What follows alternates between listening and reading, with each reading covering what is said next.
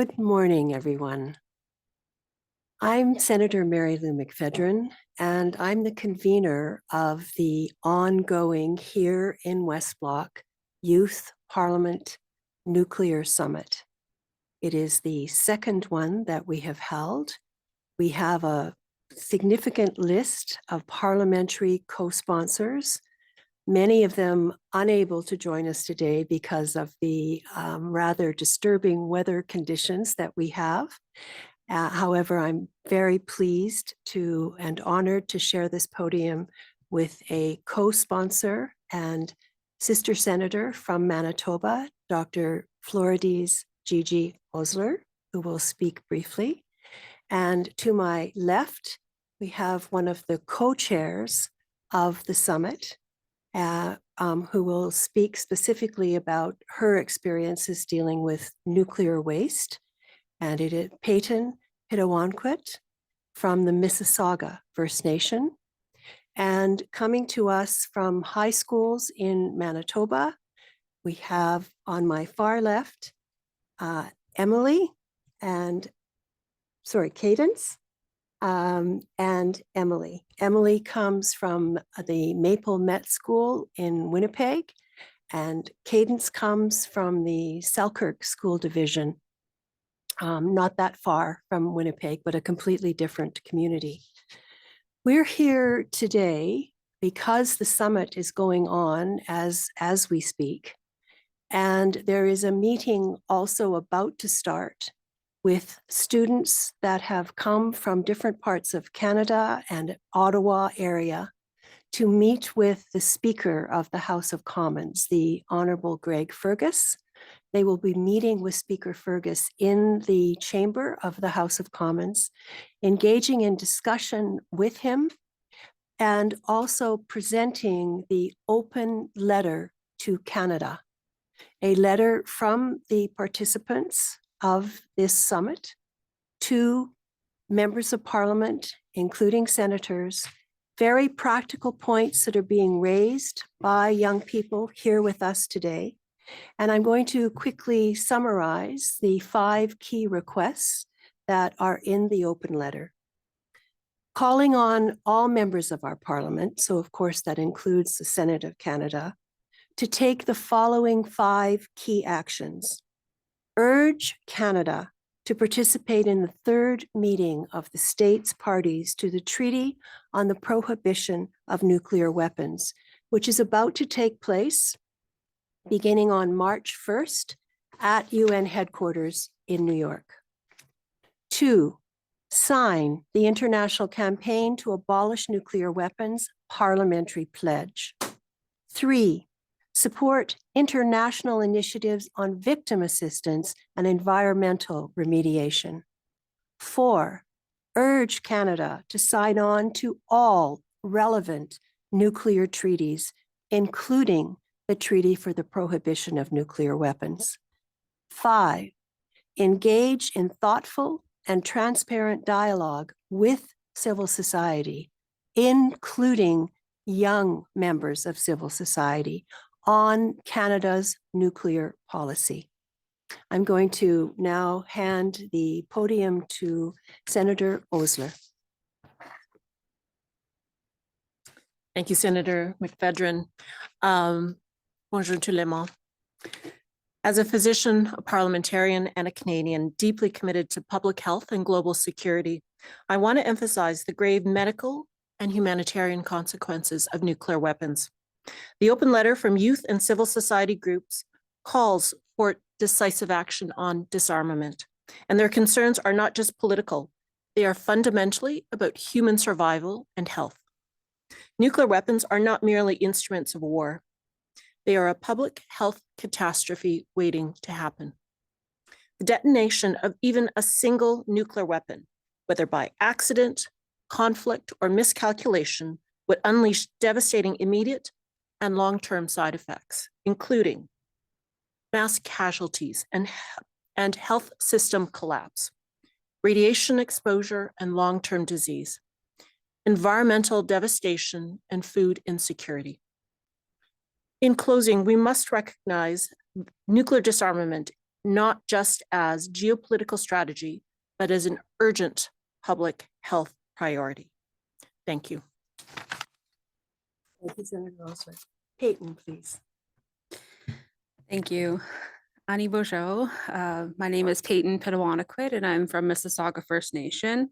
I'm here today as a proud member of my community to speak about the environmental injustices that my community has faced over time. My community is located along the north shore of Lake Huron, where we also have the world's largest uranium refinery. I'm honored to be here today in the unceded and unsurrendered territories of the Algonquin Anishinaabe Nation to gather for the 2025 Youth Parliament Nuclear Summit, advancing nuclear justice and youth leading to reverse the trends. So I deeply appreciate Senator McPhedran and Osler for creating this vital space and ensuring that First Nations people such as myself have the opportunity to share our experiences. As we know, First Nations people are disproportionately impacted and bear a lot of the weight of the environmental injustices that are happening across this country. I speak as a member of my community that is heavily impacted, and I want to take this opportunity to urge the Government of Canada to take more substantive action that is meaningful in a way that is respectful of our treaties and ensure that all Indigenous communities have a voice in the decision-making processes that impact our land. The time is now to honor our treaties and honor the commitments within legislation such as the United Nations Declaration on the Rights of Indigenous Peoples Act. Miigwech.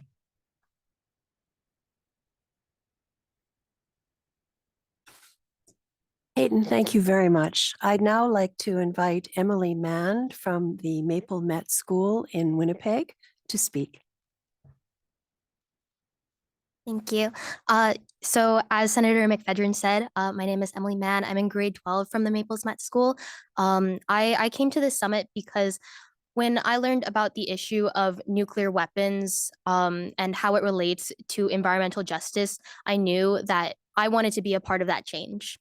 And so the thesis project that I brought to present to this summit was on the Treaty on the Prohibition of Nuclear Weapons and the aspects of the treaty that are absolutely in line with Canada and our values, such as being a peacekeeping country, as well as our commitments to reconciliation, as well as it's a piece of legislation that sets up a precedent for the kind of legislation that we want to pass in our changing society, and especially worries me.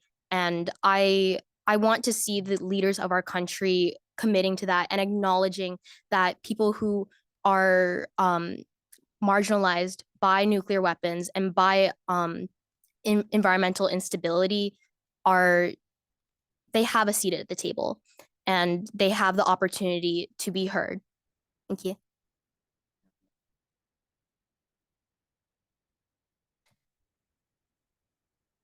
And I'd now like to invite Kadence Sharples from the Selkirk School Division. Good morning. I'm Kadence Sharples from St. Andrews, Manitoba. I am a grade 12 student at Lord Selkirk Regional. I presented this morning with a few of my friends, Maddie, Amelia, and Ashley, about how nuclear weapons affect our youth. As I stated in my presentation, I'm afraid that my kids will grow up in a world full of nuclear war. I am afraid that I am still learning about the effects of nuclear weapons, but I started the process of educating myself this past November by joining the Nuclear Peace Club at my school. Myself and my group want the members of Parliament to know that we have a voice and that issues and decisions they make affect us and our future. Thank you. Thank you very much. I just want to explain a little bit what we're holding here. This is a large copy of the open letter to Canada, to members of Parliament and senators. And I'm just going to ask if maybe Emily Kadence could hold them for me. I'm going to just close this before we go to questions, just to point out that the polling that has been done in Canada on the level of concern that Canadians, average Canadians have about potential nuclear war, the use of even one nuclear weapon, given that we have 12,000 registered nuclear weapons in the world already, with 9 nuclear countries. That means that we could basically kill ourselves as an entire civilization and the entire planet thousands of times over and over. And we know that the majority of Canadians consistently express in polls deep concern about nuclear weapons, their existence and their use, and that they have a desire, an expectation to hear more and see more action from their government. We know that nuclear weapons present an existential threat to global existence, let alone peace and security. And this open letter to Canada, to members of Parliament and senators, is an appeal, is a cry from young people in this country to those of us who have a responsibility to listen and take action. Thank you very much. We will now take questions from journalists who joined on Zoom. If you have a question, please use the raise hand function. Nous allons maintenant prendre les questions des journalistes qui se sont joints à nous sur Zoom. Si vous avez une question, s'il vous plaît, utilisez la fonction main levée. Thank you. This concludes the press conference. Merci, c'est ce qui conclut la conférence de presse. Thank you very much.